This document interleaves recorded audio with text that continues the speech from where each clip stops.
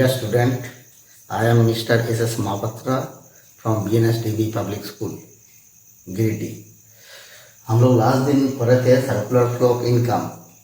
आज उसी को थोड़ा रिकैप में जाते हैं, थोड़ा पुराना जो पढ़े हैं उसी के बारे में थोड़ा डिस्कस कर देते हैं। इसके बाद आगे वाला टॉपिक हम लोग आएंगे। तो सर्कुलर फ्लो ऑफ इनकम का मतलब है flow of income. Circular flow of income का मतलब है flow of income among the different sectors in an economy, among different sectors in an economy, sectors in an economy। ठीक है, ये एक पॉइंट है। और चार सेक्टर है, चार सेक्टर के बीच में जो इनकम फ्लो होता है, चार सेक्टर मतलब है हाउस होल्ड, नंबर 2 है फार्म, नंबर 3 है गवर्नमेंट और नंबर 4 है रेस्ट ऑफ द वर्ल्ड। ये चारों सेक्टर में जो इनकम फ्लो होता है इसको कहा जाता है circular flow of income. Clear? इसका दो पार्ट है, एक होता है रियल फ्लो और एक होता है मनी फ्लो। एक होता है रियल फ्लो और नंबर 2 होता है आपका मनी फ्लो। तो रियल फ्लो का मतलब क्या है? रियल फ्लो का मतलब है flow of factors of production from household to farm and flow of goods and services from farm to household. तो रियल फ्लो का मतलब क्या है? Flow of factor services that is land, labour, capital and enterprise from household to farm and flow of goods and services from farm to household. ये हो गया आपका real flow. अब money flow का मतलब क्या है? Money flow का मतलब है flow of money from farm to household for their factor services and flow of money from household to farm for their goods and services. This is called money flow. तो इसके बाद हम लोग जो पढ़े थे two sector economy. Two sector economy में circular flow कैसे होता है? टू सेक्टर इकोनॉमी में सर्कुलर फ्लो कैसे होता है? तो यहाँ पर हम लोग एक तो पढ़ते हैं हाउस होल्ड और एक पढ़ते हैं हम लोग फार्म। ठीक है, तो हाउस होल्ड फार्म को क्या देता है? Factors of production. Household farm को देता है factors of production, factors of production. और इसके बदले में फार्म क्या करते उसको पैसा देता है। तो मुझे आता है payment for factors of production, payment for factors of production, factors of production. ठीक है, तो उसी तरह हम जो गुड्स एंड सर्विस प्रोडक्शन करते हैं ये देता है किसको है? हाउस होल्ड को। तो हाउस होल्ड को ये देता है goods and services, goods and services. इसके बदले में हाउस होल्ड क्या करते हैं? इसको पेमेंट करता है।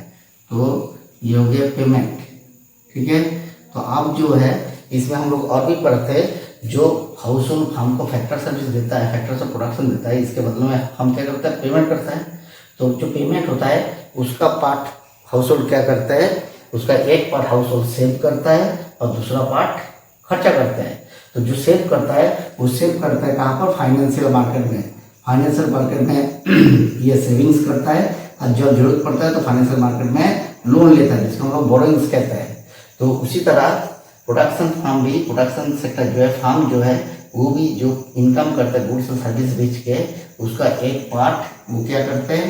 आपका फाइनेंशियल मार्केट में सेविंग्स करता है। अब जब जरूरत पड़ता है तो फाइनेंशियल मार्केट से लोन लेता है। तो इतना दूर हम लोग पहला दिन पढ़े थे। आज हम लोग पढ़ेंगे two sector economy, circular flow of income in a 3 sector economy, that is household, farm and government. इसके बारे में हम लोग आज पढ़ना है। तो हम लोग देखते हैं कैसे होता है ये। देखिए,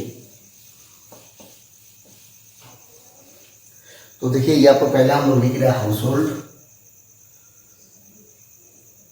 ये लिख रहे हैं हाउस होल्ड, इधर लिख रहे हैं फाइनेंशियल मार्केट, फाइनेंशियल मार्केट,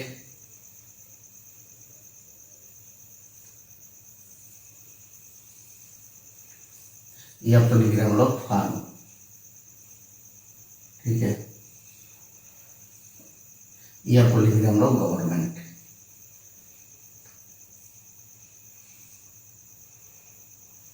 देखिए, तो ये हो गया आपका 3, 1, 2 और 3 सेक्टर, ये हो गया फाइनेंशियल मार्केट। ठीक है। हाउस होल्ड और फार्म का सिर्फ हम लोग इसमें गुड्स एंड सर्विस नहीं लिखे, सिर्फ पेमेंट के बारे में बात करेंगे। तो ये हो गया, पहले फार्म हाउस होल्ड को पेमेंट कर रहा है, तो यह हो गया payment for factors of production, payment for factor services लिख देते हैं, पेमेंट फॉर फैक्टर सर्विसेज। ये जो पेमेंट करता है ये हो गया income of the house hold. House hold क्या करता है, एक पार्ट इसमें सेविंग्स करता है, तो ये सेविंग्स करता है, क्लियर, ये सेविंग्स करता है। और जब जरूरत पड़ता है तो फाइनेंशियल मार्केट में लोन भी लेता है, तो हम लोग इसको कहते हैं बोरोइंग्स, तो इसको कहते हैं बोरोइंग्स।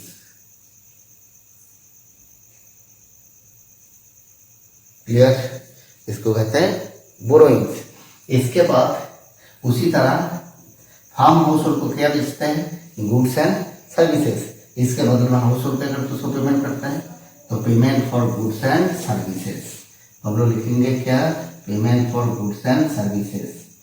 तो payment for goods and services, payment for goods and services. Clear, ठीक है। ये जो पेमेंट हुआ ये हो गया इनकम ऑफ द फर्म। हम क्या करता है, एक पार्ट सेव करता है कहाँ पर, फाइनेंशियल मार्केट में, तो ये सेविंग्स करता है फाइनेंशियल मार्केट में, तो सेविंग करता है, सेविंग्स करता है फाइनेंशियल मार्केट में। अब जब जरूरत पड़ता है तब तो क्या करता है, फाइनेंशियल मार्केट से लोन लेता है, जिसको हम लोग कहते हैं बोरोइंग्स। अब जो बाकी पार्ट है वो एक्सपेंड करता है। एक्सपेंड कहाँ पर करता है, हाउस होल्ड से आपका फैक्टर सर्विसेज परचेस करने में। अब आ जाता है गवर्नमेंट। गवर्नमेंट क्या करता है, गवर्नमेंट को हाउस होल्ड को देता है, हाउस होल्ड गवर्नमेंट का नाम नौकरी करता है। हाउस होल्ड क्या करता है, गवर्नमेंट का नाम में नौकरी करता है, इसके बदले में गवर्नमेंट क्या करते हैं, उसको पेमेंट करता है। तो यहाँ पर लिखेंगे payment for services. Government house hold को देता है पेमेंट फॉर सर्विसेज, ठीक है। गवर्नमेंट और हाउस होल्ड को क्या देता है, गवर्नमेंट और हाउस होल्ड को देता है ट्रांसफर पेमेंट। ट्रांसफर पेमेंट में क्या आता है, ट्रांसफर पेमेंट मतलब दो तरह का काम होता है, एक फैक्टर इनकम होता है, एक ट्रांसफर इनकम होता है। या फैक्टर पेमेंट होता है, एक ट्रांसफर पेमेंट होता है। फैक्टर पेमेंट मतलब है जो काम करके जो पैसा मिलता है उसको कहा जाता है फैक्टर इनकम। और काम करने के चलते किसी के अंडर में कोई काम करता है उसके अगेंस्ट में जो पेमेंट किया जाता है उसको कहा जाता है फैक्टर पेमेंट। और कुछ पैसा होता है जो विदाउट वर्क में आइदर मिलता है या दिया जाता है। तो अगर मिलता है तो उसको कहा जाता है ट्रांसफर इनकम, या वो पेमेंट किया जाता है तो उसको कहा जाता है transfer payment. For example old age pension. Old age pension मतलब आदमी का जब 60 साल उम्र हो जाता है तो गवर्नमेंट कुछ ना कुछ पेंशन की तरफ से उसको खाने पीने के लिए देता है, इसको कहा जाता है ओल्ड एज पेंशन। नंबर 2 क्या है आपका, हो जाता है स्कॉलरशिप। स्कॉलरशिप। नंबर 3 हो गया आपका गिफ्ट। नंबर 4 हो गया आपका डोनेशन। ये सब हो गया आपका ट्रांसफर पेमेंट। तो गवर्नमेंट और क्या देता है, सब्सिडी देता है। गवर्नमेंट एक देता है ट्रांसफर पेमेंट करता है और एक सब्सिडी देता है हाउस होल्ड। किसको सब्सिडी देता है, हाउस होल्ड को देता है, ठीक है। तो अभी जो है सब्सिडी हाउस होल्ड को दे देता है, ठीक है, छोड़ो वो तो हाउस होल्ड को भी देता है, सबसे ज़्यादा देता है फार्म को। तो हम लोग यहाँ पर लिख रहे हैं ट्रांसफर पेमेंट, ट्रांसफर पेमेंट, ठीक है। और क्या देता है, तो दो चीज़ गवर्नमेंट हाउस होल्ड को देता है। एक होता है वो जो गवर्नमेंट का नाम है नौकरी करता है उसके अगेंस्ट में आपको देता है पेमेंट, या और एक देता है विदाउट वर्क में कुछ गवर्नमेंट सोशल वर्क करते हैं जिसमें दिया जाता है, जैसे डोनेशन देता है, आपका गिफ्ट देता है, आपका गवर्नमेंट स्कॉलरशिप देता है, आपका गवर्नमेंट ओल्ड एज पेंशन देता है, अनएम्प्लॉयमेंट अलाउंस देता है। इसको कहा जाता है ट्रांसफर पेमेंट। ये गवर्नमेंट देता है किसको, हाउस होल्ड को। इसके बदले में हाउस होल्ड गवर्नमेंट को क्या देता है, सिर्फ एक ही चीज़ देता है, वो है टैक्स। तो उसको कहा जाता है इनकम टैक्स। तो हम लोग इसको इंजनरल टैक्स लिखते हैं। इसका मतलब है हाउस होल्ड गवर्नमेंट को क्या देता है, टैक्स। तो गवर्नमेंट हाउस होल्ड को देता है सर्विस पेमेंट और ट्रांसफर पेमेंट, और इसके बदले में हाउस होल्ड गवर्नमेंट को देता है टैक्स। क्लियर। अब हाउस होल्ड के साथ फार्म का गवर्नमेंट क्या करता है, बहुत सारे सोशल वर्क करते हैं, बहुत सारा प्रोडक्टिव काम करता है, जैसे गवर्नमेंट रोड्स बनाता है, स्कूल कॉलेज हॉस्पिटल ये सब बनाता है, ठीक है। या आपका मिड डे मील देता है, तो इसके बाद सस्ता में खाना खिलाता है, ये सब काम गवर्नमेंट करता है। तो ये सब काम करने के लिए जो गुड्स एंड सर्विस का यूज होता है उसको परचेस करता है फार्म से। ठीक है। ये फार्म से परचेस करता है और इसके बदले में गवर्नमेंट फार्म को क्या करता है, पेमेंट करता है। तो ये हो गया। तो गवर्नमेंट भी फार्म को देता है आपका payment for goods and services. तो फार्म को गवर्नमेंट देता है payment for goods and services, payment for goods and services. Clear, ये देता है payment for goods and services. Government और क्या देता है, सब्सिडी देता है। बहुत सारे प्रोडक्ट होता है जो सोशल वेलफेयर में काम आता है। तो गवर्नमेंट क्या करता है, तो देखता है उस समय अगर कम दाम में मार्केट में नहीं बेचा जाएगा तो बहुत सारा आदमी डिप्राइव्ड होगा। जैसे एग्रीकल्चर के लिए सीड्स जरूरत होता है, फर्टिलाइजर का जरूरत होता है, ये सब काम करने के लिए जो पैसा लगता है, अगर वो कॉस्टली प्रोडक्ट होगा तो बहुत सारे फार्मर जो मिडिल क्लास या लोअर मिडिल क्लास का फार्मर है वो ये सब परचेस नहीं कर पाएगा। तो गवर्नमेंट क्या करता है, बिजनेसमैन को बोल देता है, जो प्रोडक्टिव फार्म है उसको बोल देता है कि इस प्रोडक्ट आप सस्ता में बेचिए ताकि सब तरह का फार्मर इसको खरीद सके, और इसका जो एक्स्ट्रा अमाउंट है वो हमसे ले लीजिएगा। इसको कहते हैं सब्सिडी। तो गवर्नमेंट और फार्म को क्या देता है, सब्सिडी देता है। गवर्नमेंट फार्म को देता है आप सब्सिडी, ठीक है, सब्सिडी देता है, ठीक है। इसके बदले में फार्म गवर्नमेंट को क्या देता है, टैक्स देता है। इसके बदले में फार्म गवर्नमेंट को देता है टैक्स, ठीक है। तो इसके बदले में फार्म गवर्नमेंट को देता है टैक्स। क्लियर, इसके बदले में फार्म गवर्नमेंट को देता है टैक्स। क्लियर। तो हम लोग क्या देखें, 3 sector economy, household, farm और गवर्नमेंट। तो एक बार हम फिर रिपीट कर देते हैं। Household farm household को गुड्स एंड सर्विस देता है, इसके बदले हाउस होल्ड फार्म को पेमेंट करता है। हाउस होल्ड फार्म को फैक्टर सर्विस देता है, इसके बदले फार्म हाउस होल्ड को पेमेंट करता है। हाउस होल्ड के पास जो सेविंग्स रहता है वो फाइनेंशियल मार्केट में, मतलब बैंक में वो सेविंग करते हैं। जब जरूरत पड़ता है तो वो फाइनेंशियल मार्केट में लोन ले लेता है। फार्म उसी तरह जो एक्स्ट्रा इनकम होता है उसको फाइनेंशियल मार्केट में सेविंग करता है। अब जब जरूरत पड़ता है तो फाइनेंशियल मार्केट में वो लोन ले लेता है। गवर्नमेंट क्या करता है, गवर्नमेंट हाउस होल्ड का रिलेशन क्या है, गवर्नमेंट का अंडर में हाउस होल्ड काम करता है, इसके बदले में उसको पेमेंट करता है।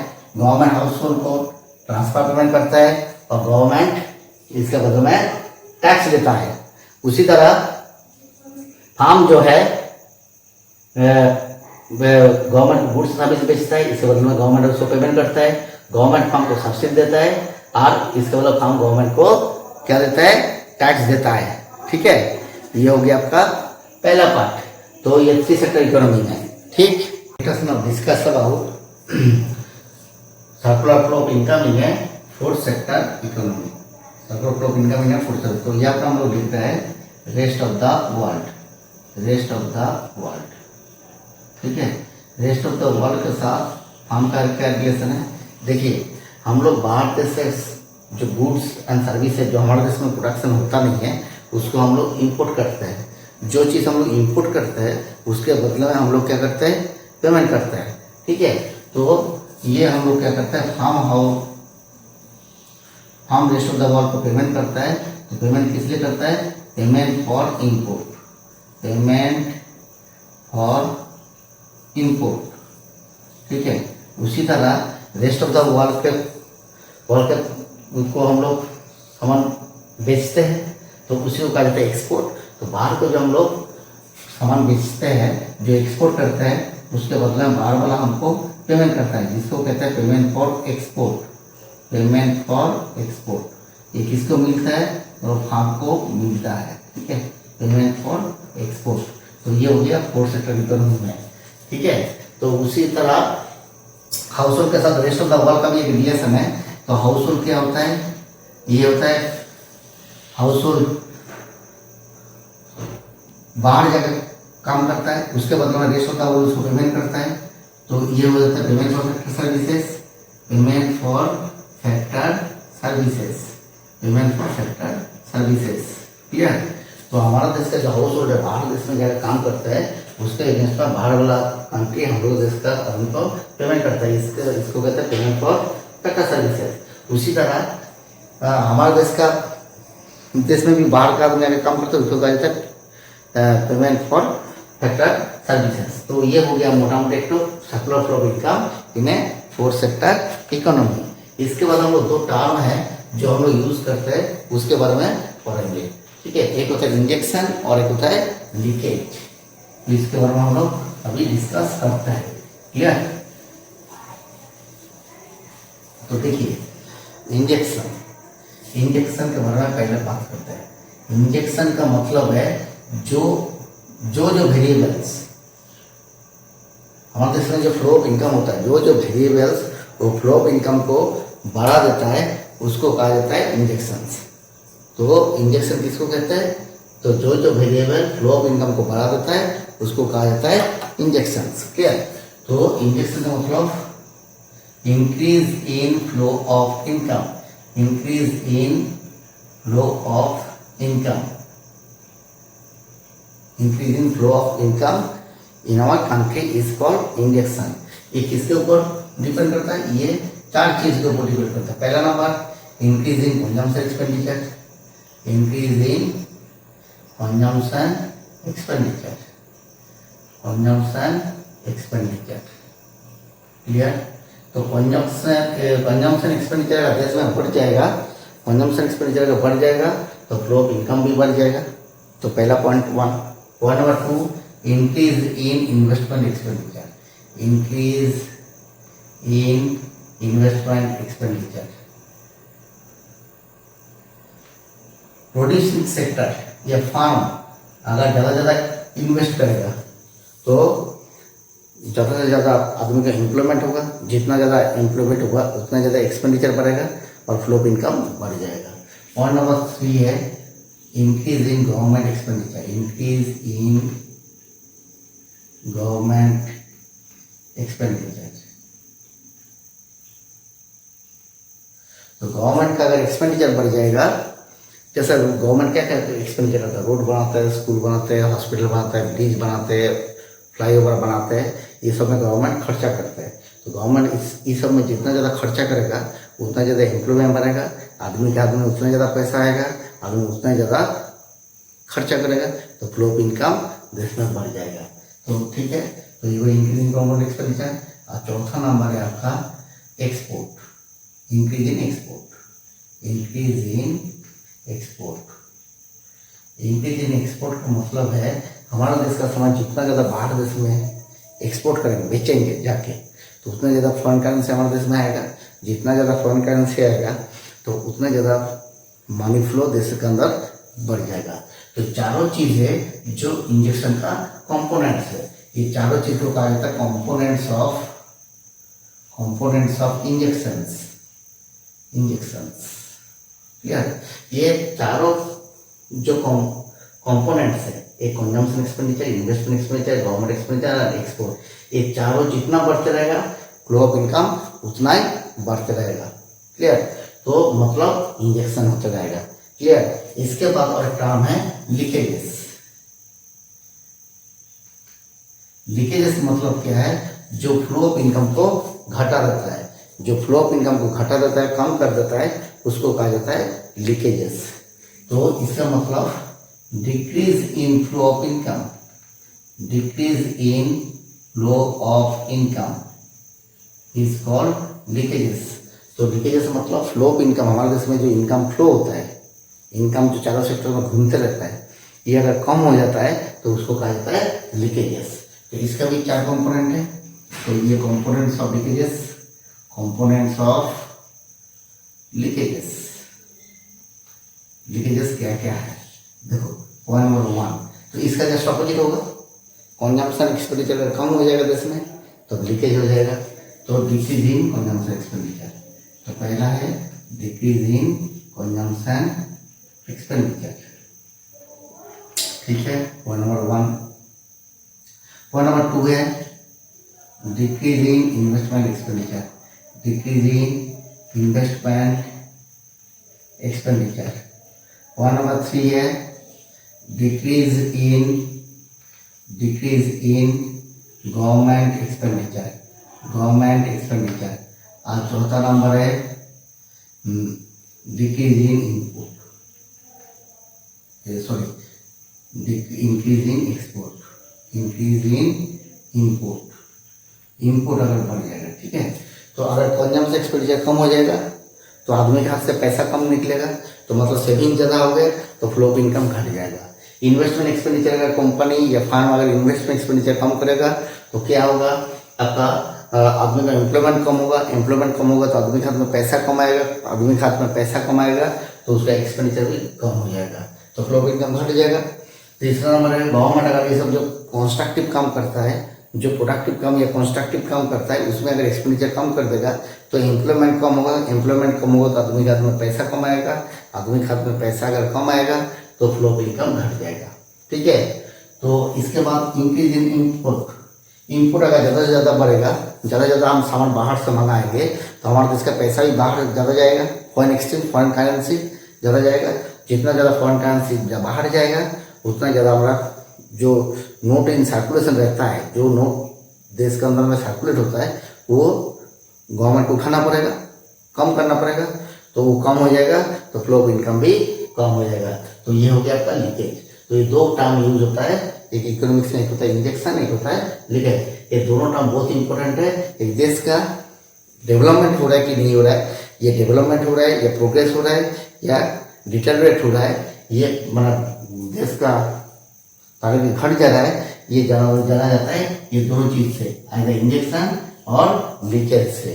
तो अब आ जाता है हम लोग ये जो सर्कुलर फ्लो ऑफ इनकम हम लोग पढ़े हैं, इसका इंपॉर्टेंस क्या क्या है, तो मतलब क्या सर्कुलर फ्लो ऑफ इनकम हम लोग क्यों पढ़ेंगे, ये सर्कुलर फ्लो ऑफ इनकम को पढ़ के हमको फायदा क्या है, ठीक है, ये हमको जानना जरूरी है।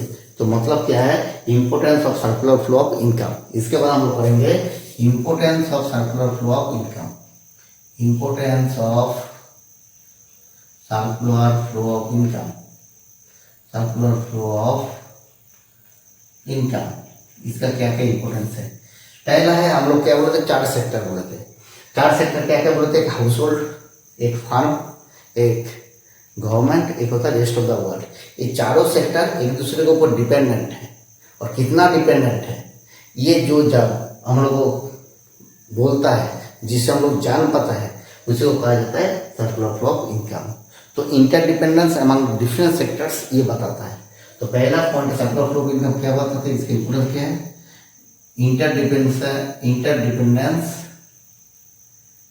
Dependence among 4 sectors, interdependence among 4 sectors, इसके बारे में बताता है पहला पॉइंट। दूसरा पॉइंट क्या है, फ्लो ऑफ इनकम जिसके अंदर बढ़ रहा है या फ्लो ऑफ इनकम घट रहा है, इसके बारे में बताता है। दूसरा बात बताता है क्या है, इंजेक्शन और लीकेज के बारे में, इंजेक्शन एंड लीकेज के बारे में बताता है, ठीक है, लीकेज के बारे में बताता है। पॉइंट नंबर 3 क्या है, ये जो मोस्ट इंपोर्टेंट पॉइंट जो है, ये नेशनल इनकम एस्टिमेट में हेल्प करता है। देश में नेशनल इनकम क्या है, देश का नेशनल इनकम क्या है, देश का टोटल इनकम क्या है, इसके बारे में बताता है सर्कुलर फ्लो ऑफ इनकम। तो help to estimate national income, national income of a country, help to estimate national income of a country, ठीक है, ये बताता है। क्लियर, तो ये हो गई importance of circular flow of income. तो क्या क्या है, तो चारों सेक्टर का, चारों जो सेक्टर है वो एक दूसरे को डिपेंडेंट है, और कितना डिपेंडेंट है इसके बारे में बताता है। नंबर 2 क्या बताता है, ये नंबर 2 बताता है इंजेक्शन और लीकेज के बारे में। नंबर 3 क्या बताता है, help to estimate national income of a country. तो ये हो गया इंजेक्शन और लीकेज और सर्कुलर फ्लो ऑफ इनकम। इसके बाद 2 पॉइंट, इस जो टॉपिक है सर्कुलर फ्लो ऑफ इनकम में, ये 2 पॉइंट है, बहुत इंपॉर्टेंट पॉइंट है। एक होता है स्टॉक और एक होता है फ्लो, स्टॉक एंड फ्लो। तो ये वेरिएबल, स्टॉक वेरिएबल भी कहा जाता है, इसको फ्लो वेरिएबल भी कहा जाता है, ठीक है। स्टॉक वेरिएबल, स्टॉक वेरिएबल वो वेरिएबल है जो एक पार्टिकुलर पॉइंट ऑफ टाइम में मेजरमेंट होता है। Stock variable is that variable which is measured, which is estimated at a particular point of time. तो at a particular point of time में, at a particular point of time में जो measurement होता है, at a particular point of time में जो measurement होता है उसको कहा जाता है stock variable. At a particular point of time में जो मेजरमेंट होता है उसको कहा जाता है स्टॉक वेरिएबल। क्लियर। अब फ्लो वेरिएबल क्या होता है, जो over a period of time, over a period of time में जो मेजरमेंट होता है उसको कहा जाता है फ्लो वेरिएबल। तो over a period of time, over a period of time जो मेजरमेंट होता है उसको कहा जाता है फ्लो वेरिएबल। तो हम लोग को एक एग्जाम्पल लेते हैं जिसके द्वारा पता करता है कि स्टॉक वेरिएबल क्या होता है, फ्लो वेरिएबल क्या होता है। तो जैसे वाटर टैंक, ठीक है, तो वाटर टैंक में मान लो घर में वाटर टैंक है, उसमें पानी है, तो मान लो वो वाटर टैंक का कैपेसिटी है 100 लीटर पानी, ठीक है, कितना कैपेसिटी है 100 लीटर पानी, 100 लीटर पानी का कैपेसिटी है। तो एक सर्टेन पॉइंट ऑफ टाइम में मान लो अभी इमीडिएट हम लोग छत्ता में गया और वाटर टैंक में देख मेजरमेंट किए जो कितना पानी है, तो मान लो आप इस टाइम पानी है 70 लीटर, कितना पानी है 70 लीटर। तो ये पार्टिकुलर पॉइंट ऑफ टाइम में मेजरमेंट किए, मतलब जस्ट नाउ ये अभी जगह मेजरमेंट किए कितना पानी है 70 लीटर। तो ये 70 लीटर अभी जाकर मेजरमेंट की है, इसको कहा जाता है स्टॉक कॉन्सेप्ट, ये स्टॉक वेरिएबल, इसको कहा जाता है स्टॉक वेरिएबल। क्लियर, ये at a particular point of time में मेजरमेंट होता है स्टॉक वेरिएबल। क्लियर।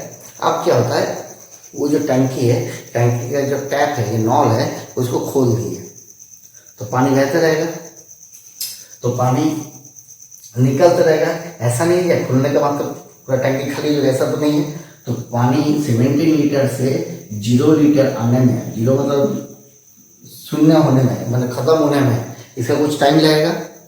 ये जो टाइम पीरियड है, मान लो आधा घंटा, 10 मिनट, 15 मिनट, 20 मिनट, 1 घंटा, 2 घंटा, 3 घंटा, कुछ ना कुछ टाइम लगेगा। ये जो टाइम लगेगा इस कॉन्सेप्ट को कहा जाता है फ्लो वेरिएबल, इसको कहा जाता है फ्लो वेरिएबल। ठीक है, ये हम लोग उल्टा बोल सकते हैं। मान लो इसमें पानी डालना शुरू किया, एक टैप लगा दिए, एक तो पाइप लगा दिया, पाइप से पानी डाल रहा है ताकि ये टैंकी फुल हो जाए। तो 70 लीटर से 100 लीटर होने में थोड़ा टाइम लगेगा। ऐसे नहीं तुरंत पानी डालना शुरू किया तुरंत भर गया, ऐसा तो नहीं है, कुछ टाइम लगता है।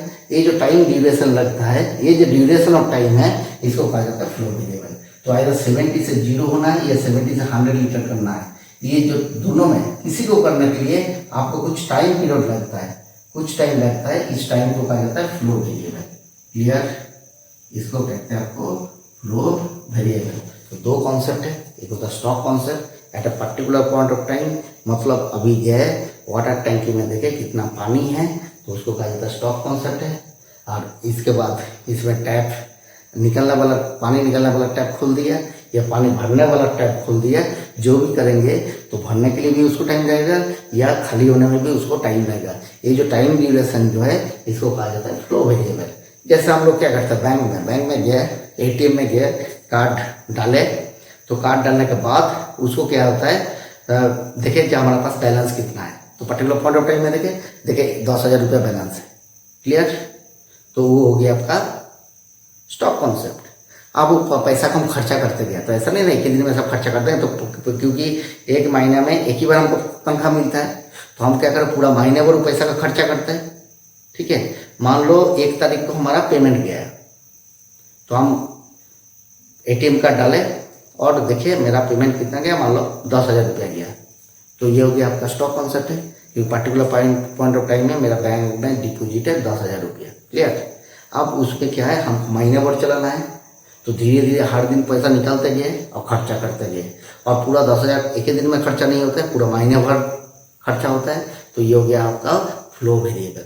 तो मनी जो एक्सपेंडिचर होता है, तो मनी का जो बैलेंस है वो हो गया स्टॉक कॉन्सेप्ट है। मनी जो खर्चा होता है तो उसको कहा जाता है फ्लो कॉन्सेप्ट।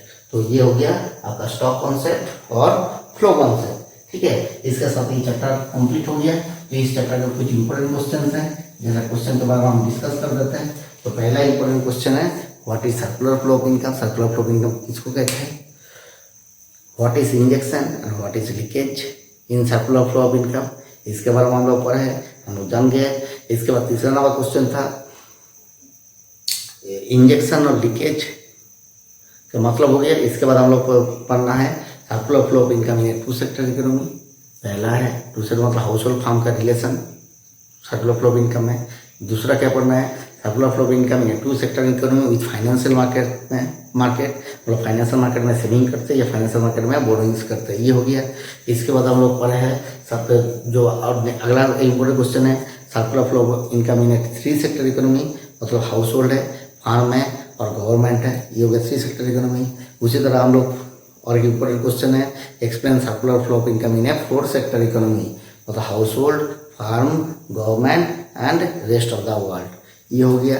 इसके बाद जो अगला इंपॉर्टेंट क्वेश्चन है, importance of circular flow of income, ये पढ़ना है। उसके बाद जो अगला इंपॉर्टेंट क्वेश्चन है, देखो सबसे इंपॉर्टेंट है stock and variable and their example, ये समझ में आ गया। तो ये हो गया आपका पहला चैप्टर। तो अब देखिए हम लोग 2 कॉन्सेप्ट आते हैं, इसके बाद इसका कुछ नेशनल कुछ कॉन्सेप्ट है, कॉन्सेप्ट के बारे में हम लोग पता कर लेते हैं। तो पहला कॉन्सेप्ट जो है normal resident, normal resident of a country, normal resident of a country, मतलब एक कंट्री का नॉर्मल रेसिडेंट किसको कहते हैं। देखो हम लोग सिटीजनशिप के बारे में जानते हैं, ठीक है, लेकिन नॉर्मल रेसिडेंट के बारे में नहीं जानते। सुने एनआरआई, एनआरआई का नॉन रेसिडेंशियल इंडियन। तो नॉन रेसिडेंशियल इंडियन क्या है, रेसिडेंस क्या है। तो रेसिडेंशियल हो गया normal resident, non residential non normal resident of a country. तो नॉर्मल रेसिडेंट किसको कहते हैं, तो उसी आदमी कहा जाता है जो आदमी मिनिमम 1 साल कोई देश में रह गया, कितना दिन रह गया, मिनिमम 1 साल उसी देश में रह गया और उस देश के लिए वो काम कर रहा है। किसके लिए काम कर रहा है, वो देश के लिए काम कर रहा है, ठीक है। तो पहला है क्या, live minimum 1 year in a country, live minimum 1 year in a country। और नंबर बी क्या है, whose economic interest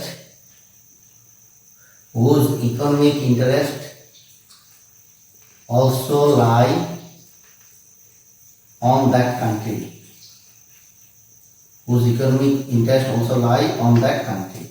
तो वो आदमी को कहा जाता है नॉर्मल रेसिडेंट जो 1 साल कोई देश में रह गया और उसका इकोनॉमिक इंटरेस्ट भी उस देश के लिए होगा, इकोनॉमिक इंटरेस्ट भी उस देश के लिए होना चाहिए। इकोनॉमिक इंटरेस्ट मतलब जो भी काम करेगा, जो भी प्रोडक्टिव काम करेगा तो उसी देश के लिए करेगा, बात समझ में। इसको कहा जाता है normal resident of a country, ये हो गया।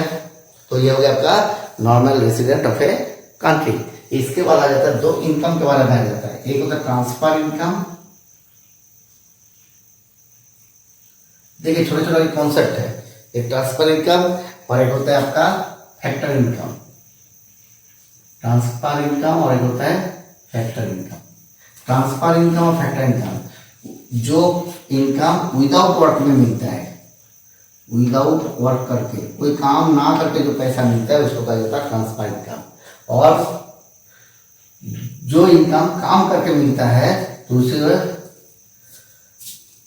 on the basis of some work, on the basis of some work जो इनकम होता है उसको कहा जाता है फैक्टर इनकम। मतलब ट्रांसफर इनकम विदाउट वर्क में जो इनकम होता है उसको ट्रांसफर इनकम, या उल्टा करके बोलेंगे विदाउट वर्क में जो पेमेंट करना पड़ता है उसको कहा जाता है ट्रांसफर पेमेंट। और on the basis of some work जो इनकम मिलता है उसको कहा जाता है फैक्टर इनकम। और on the basis of some work जो पेमेंट किया जाता है उसको कहा जाता है फैक्टर पेमेंट। क्लियर।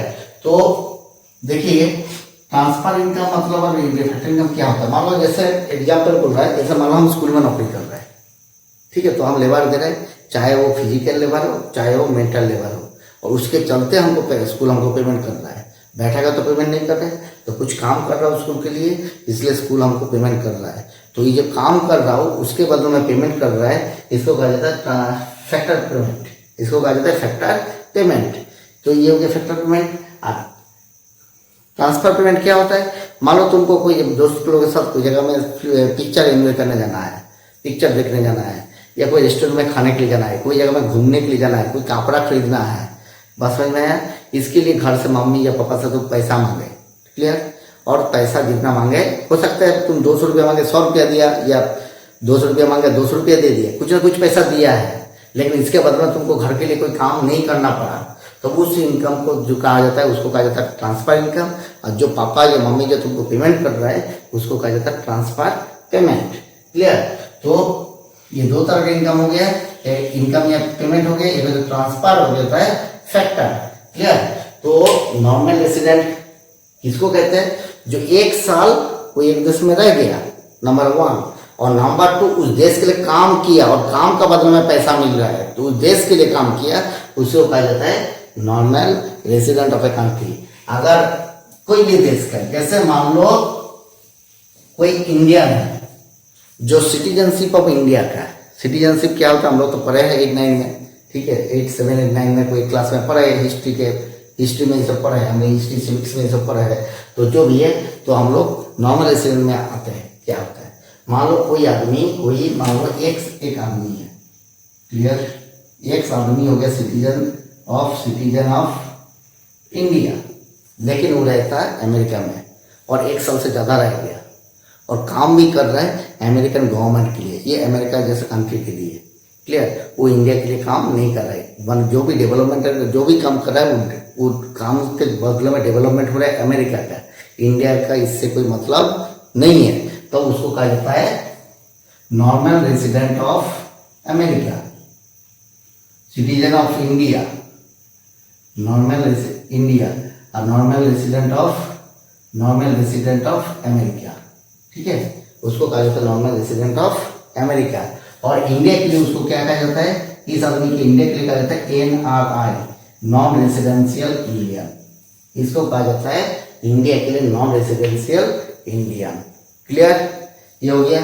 उसी तरह कोई भी अमेरिकन जो है वो मान लो वाई एक अमेरिकन पर्सन है, वो हो गया सिटीजन ऑफ, उसका सिटीजनशिप किसका है, सिटीजनशिप ऑफ अमेरिका का है, अमेरिका है, लेकिन वो काम कर रहा है इंडिया के लिए, वो मिनिमम 1 साल इंडिया में रह गया और जो काम वो इंडिया में आके कर रहा है वो इंडिया का प्रोग्रेस के लिए हो रहा है, इंडिया का डेवलपमेंट के लिए हो रहा है, इंडिया का भला के लिए हो रहा है, तो उसको कहा जाता है नॉर्मल रेसिडेंट ऑफ इंडिया, इसको कहा जाता है नॉर्मल रेसिडेंट ऑफ इंडिया, ठीक है। और उसको कहा जाता है NRA, non residential American, non residential of America, ये कहा जाता है। बात समझ में आया, तो रेसिडेंशियल और नॉन रेसिडेंशियल के बारे में पता चल गया। तो नॉर्मल रेसिडेंट किसको कहते हैं, जो 1 साल कोई देश में रह गया और जिसका इकोनॉमिक इंटरेस्ट भी उसी देश के लिए होता है, उसको कहा जाता है normal resident of a country, ठीक है। इसके बाद और एक टर्म यूज होता है हम लोग को, ठीक, इसके बाद हम लोग जो टर्म यूज होता है वो है आपका, ठीक है, जैसे एक होता है factor income from abroad, factor income from abroad, factor income from abroad. मान लो हमारे देश का जो स्टेट बैंक है, इसका ब्रांच लंदन में है, स्टेट बैंक SBI का, जो स्टेट बैंक ऑफ इंडिया का स्टेट भी है, branch of SBI, branch of SBI in London, clear, branch of SBI in London, London में SBI का एक तो ब्रांच है, क्लियर। ये जो ब्रांच है इसका जो प्रॉफिट होता है, ये लंदन का ब्रांच का जो प्रॉफिट होता है वो कहाँ आता है, इंडिया में मिलता है, ये profit goes to India, clear. तो ये जो प्रॉफिट आया लंदन से, ये बाहर देश से आया, इसको कहा जाता है फैक्टर इनकम फ्रॉम अब्रॉड। ये फैक्टर इनकम फ्रॉम अब्रॉड को हम शॉर्ट में कहते हैं फीका, फैक्टर इनकम फ्रॉम अब्रॉड, ये हो गया आपका फीका, ठीक है। ब्रांच ऑफ SBI लंदन, इस branch of SBI bank SBI में है, वह SBI का है, और वहाँ पर पैसा भी जमा करते हैं लंदन का आदमी, ब्रिटेन का आदमी, और पैसा उठाता है ब्रिटेन का आदमी, लेकिन उसी से जो प्रॉफिट होता है वो प्रॉफिट आता है उसका हेड ऑफिस का ऊपर है, इंडिया में है, उसका प्रॉफिट का पार्ट आ जाता है इंडिया में, तो ये हो गया फैक्टर इनकम फ्रॉम अब्रॉड। उसी तरह branch of foreign bank in India, foreign bank in India, तो बाहर देश का कोई भी बैंक है उसका ब्रांच हमारा देश में है, क्लियर। और जो ब्रांच है वो ब्रांच में जो प्रॉफिट होता है वो प्रॉफिट क्या करता है, उसका जो हेड ऑफिस है बाहर देश में, जिस देश का ये बैंक है वो बाहर देश उसी ब्रांच में ये चल जाता है, तो profit goes out of India, profit goes out of India, profit goes out of India. तो प्रॉफिट क्या होता है, इंडिया का बाहर चल जाता है। इसको कहते हैं फैक्टर इनकम टू अब्रॉड, इसको कहते हैं factor income to abroad, factor income to abroad. Clear. अब मान लो ये जो ब्रांच ऑफ एसबीआई है, ये बाहर देश में, इसका जो प्रॉफिट हुआ, प्रॉफिट है ₹100। क्लियर। ये इंडिया में आया तो फैक्टर इनकम फ्रॉम अब्रॉड हो गया, कितना हो गया, ₹100। फैक्टर इनकम फ्रॉम अब्रॉड हो गया ₹100। क्लियर। उसी तरह branch of foreign bank in India, ये इंडिया से प्रॉफिट किया मान लो ₹500, ₹50 मान लो, ₹50 हो गया। तो ये जो ₹50 को प्रॉफिट किया वो कहाँ चल जाएगा, बाहर देश में चल जाएगा। बाहर देश में मतलब कहा, जिस देश का ये बैंक है उसी देश में चल गया। तो ये हो गया फैक्टर इनकम टू अब्रॉड। तो हमारा बाहर से इनकम आ रहा है कितना है, ₹100। बाहर को कितना पेमेंट करें, ₹50। तो नेट इनकम मेरा कितना हो गया, ₹50। तो ये हो गया। तो हम लोग क्या करें, फैक्टर इनकम टू अब्रॉड, इसको कहते हैं फीटा। तो हम लोग फीटा, तो हम लोग क्या देखे, तो हम लोग देखे फीफा मतलब factor income from abroad minus FITA equal to 100 minus 50 equal to ₹50। तो इसको कहते हैं net factor income from abroad, इसको कहते हैं net factor income from abroad. Net कितना इनकम हुआ, नेट इनकम हुआ +50। उसी तरह अगर ये रिवर्स जो उल्टा हो जाएगा, ये 50 होगा, ये 100 होगा, तो net factor income from abroad कितना का, -50। Clear. Net factor income from abroad कितना हो गया, इसको कहते हैं NFIA, ये हो गया आपका ₹50। क्लियर। ये हो गया ₹50। तो ये हो गया फैक्टर इनकम फ्रॉम अब्रॉड और factor income to abroad concept, बहुत इंपॉर्टेंट कॉन्सेप्ट है नेशनल इनकम के लिए। क्लियर। तो ये हो गया आपका कॉन्सेप्ट। अब आ जाता है हम लोग डोमेस्टिक इनकम के बारे में थोड़ा पढ़ लेते हैं। ठीक है। इसके बाद आ जाता है नेशनल इनकम और डोमेस्टिक इनकम।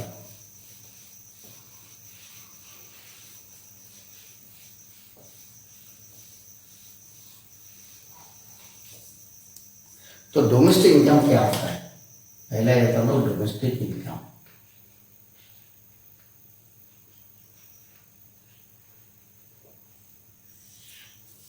तो पहले आया था लोग डोमेस्टिक इनकम में कुछ पढ़ लेते। ठीक है। तो डोमेस्टिक इनकम क्या होता है, sum total of money value of all final goods and services, all final goods and services, sum total of money value of all final goods and services produced in an economy during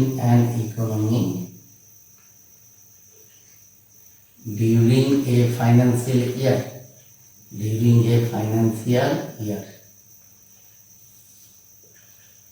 financial year. Sum total of money value of all final goods and services produced in an economy during a financial year. ये आपको देखिए financial year के बारे में बोला है। Financial year किसको कहते हैं, फाइनेंशियल ईयर होता है एक साल का 1 अप्रैल से अगला साल का कमिंग ईयर का 31 मार्च तक। जैसे अब 2020 चल रहा है, अब फाइनेंशियल ईयर क्या होगा, अभी इस साल का थोड़ा फाइनेंशियल का थोड़ा सिस्टम जो डेफिनेशन चेंज किया गया है, तो थोड़ा ये वायरस के चलते, लेकिन एक्चुअली जो फाइनेंशियल ईयर होता है 1 अप्रैल ऑफ ए ईयर, जैसे 1 April of 2020 to 31 March of 2021। तो फाइनेंशियल ईयर किसको कहते हैं, 1 April of 2020 to 31 March of 2021, इसको कहते हैं फाइनेंशियल ईयर। ठीक है। तो इस एक साल के अंदर एक फाइनेंशियल ईयर में, जैसे अभी जो साल गया है वो हो गया आपका 2019 टू 2020। ठीक है। तो 2019 और 2020 के बीच में जितना गुड्स एंड सर्विस प्रोडक्शन हमारा देश में हुआ है, 2019-20 में जितना गुड्स एंड सर्विस हमारा देश में प्रोडक्शन हुआ है, ठीक है, उसका जो मनी वैल्यू है उसी को कहा जाता है डोमेस्टिक इनकम। अब वो इनकम कौन कर रहा है या पूरी डोमेस्टिक इनकम नहीं देखा जाता, चाहे हमारा देश का आदमी करे चाहे बाहर देश का आदमी आके हमारे देश में करे, इससे कोई मतलब नहीं है। तो इनकम अर्न बाय, ये क्या होता है, income earn by both resident and non resident of the country, resident and non resident of the country. मतलब क्या है, जो आदमी प्रोडक्शन में हेल्प कर रहा है वो हमारे देश का रेसिडेंट, नॉर्मल रेसिडेंट हो भी सकता है या नहीं भी हो सकता है। सिर्फ देखना है वो हमारे डोमेस्टिक टेरिटरी में काम कर रहा है कि नहीं। अगर हमारा डोमेस्टिक टेरिटरी में काम कर रहा है तो डोमेस्टिक इनकम में इंक्लूड होगा, अगर ये हमारा डोमेस्टिक टेरिटरी में काम नहीं कर रहा है तो डोमेस्टिक इनकम में इंक्लूड नहीं होगा। तो इस हिसाब से अगर फैक्टर इनकम के हिसाब से, फैक्टर इनकम के हिसाब से हम लोग इसको डिफाइन करेंगे तो होता क्या है, sum total of factor income, some total of factor income generated within the domestic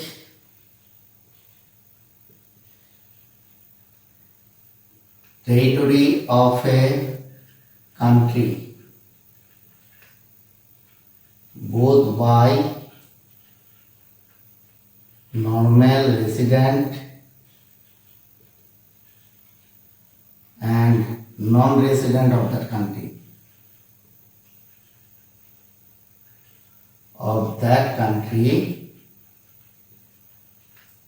during a financial year,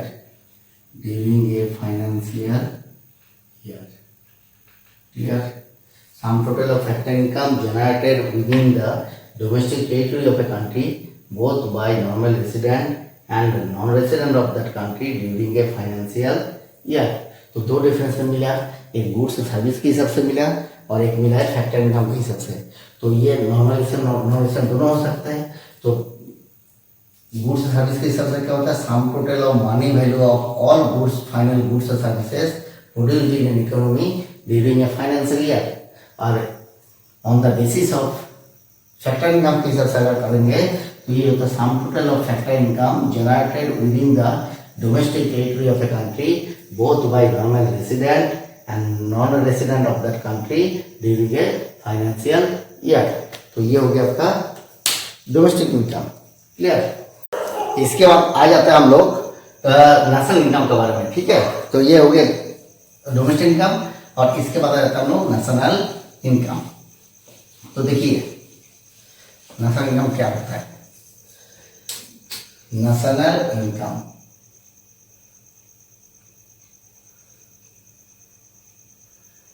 ये थोड़ा ब्रॉड कॉन्सेप्ट है। डोमेस्टिक इनकम जैसे इससे सिर्फ डोमेस्टिक टेरिटरी में होना चाहिए ऐसा बात नहीं है, ये बाहर से भी आता है इनकम। तो नेशनल इनकम क्या, सम total of money value of all goods and services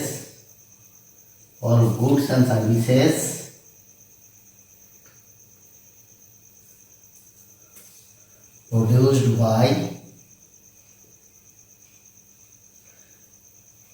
normal resident of a country. वो पर नॉर्मल हो भी सकता है या नहीं भी ऐसा हो सकता है बोले थे, या पर सिर्फ नॉर्मल रेसिडेंट ही होना है। ठीक है, produced by normal resident of a country during a financial year.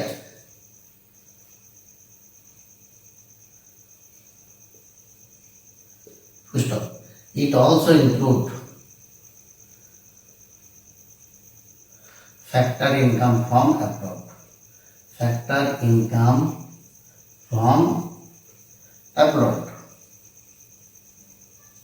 It also include factor income from abroad. तो अब फिर बोल देते हैं नेशनल इनकम क्या होता है, sum total of money value of all final goods and services produced by normal resident of a country, produced by normal resident country during a financial year. It also include factor income from abroad, इसको कहा जाता है national income. तो ये अगर दूसरा तरफ कर सकते क्या है, sum total of factor income, some total of factor income generated by normal resident of a country, normal resident of a country within or outside of domestic territory of a country, of domestic territory of a country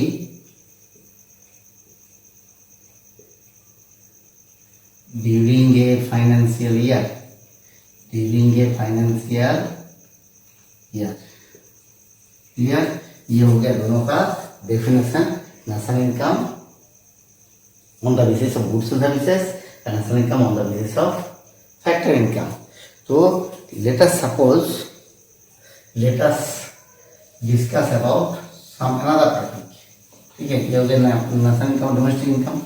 तो national income और domestic income का जो formula use होता है, तो national income का जो domestic income का जो सिंबल है ये भी हम लिख देते हैं। पहले लिखते हैं डोमेस्टिक इनकम, डोमेस्टिक इनकम का जो सिंबल है, जैसे हम लोग केमिस्ट्री पढ़े थे, तो इसी तरह डोमेस्टिक इनकम कुछ सिंबल है, कुछ सिंबल है NDPHC, net domestic product at factor cost. इसको कहते हैं नेट डोमेस्टिक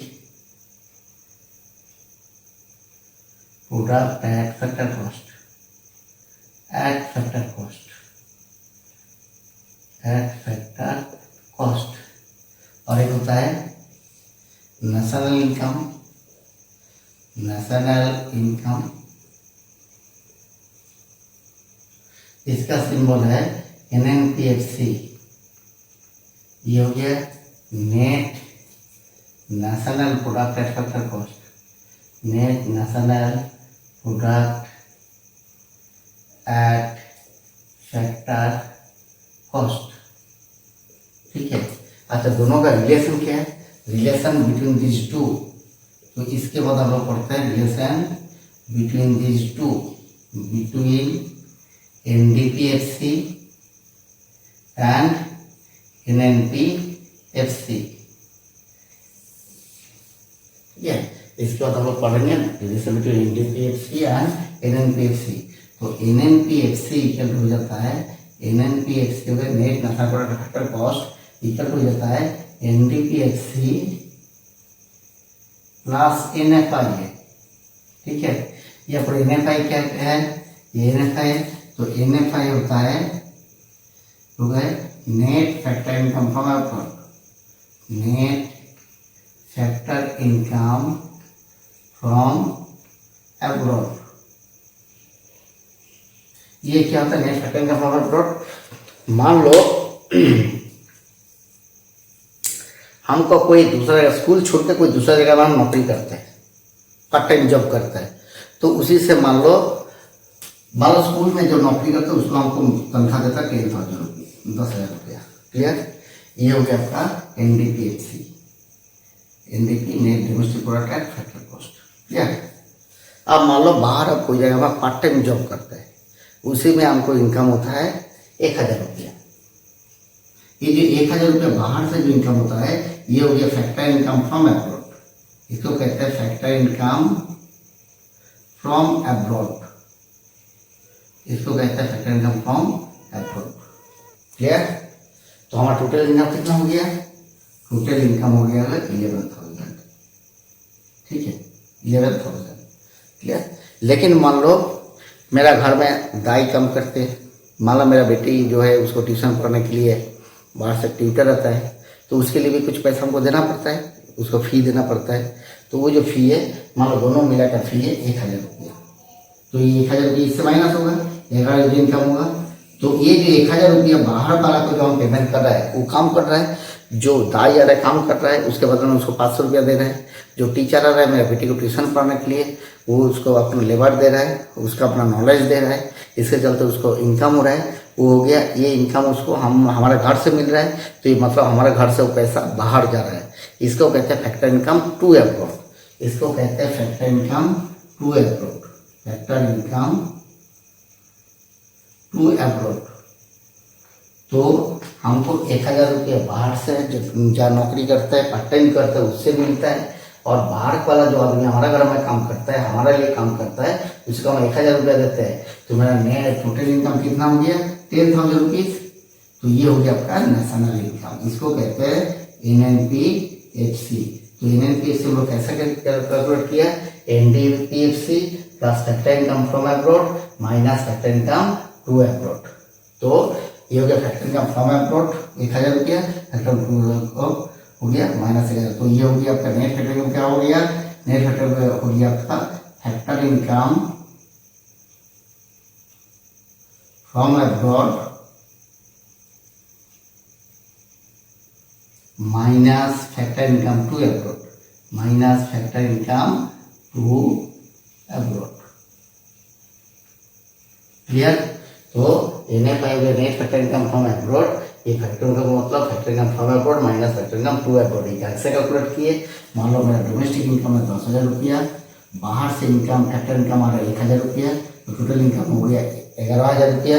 11,000 रुपया, इसमें से हमारा जो घर में जो काम करता है, जो लेबर देता है, वह जो बाहर का आदमी का लेबर देता है, उसको उसी को पेमेंट करना पड़ता है, उसको फी देना पड़ता है या वेजेस देना पड़ता है। वो मान लो 1,000 रुपया हुआ, वो कहा जाता है फैक्टर इनकम टू अब्रॉड। तो उसके साथ अगर फैक्टर इनकम टू अब्रॉड को माइनस करेंगे, तो जो पैसा मेरे पास बचा रहेगा उसको कहा जाता है net national product at factor cost. ये हो गया आपका नेशनल इनकम। तो ये हो गया आपका डोमेस्टिक इनकम, ये हो गया नेशनल इनकम। तो डोमेस्टिक इनकम का बाहर वाला इनकम को ऐड कर देंगे और बाहर को जो दे रहा है उसको माइनस कर देंगे, तब हो जाता है आपका नेशनल इनकम। क्लियर? तो ये हो गया आपका रिलेशन।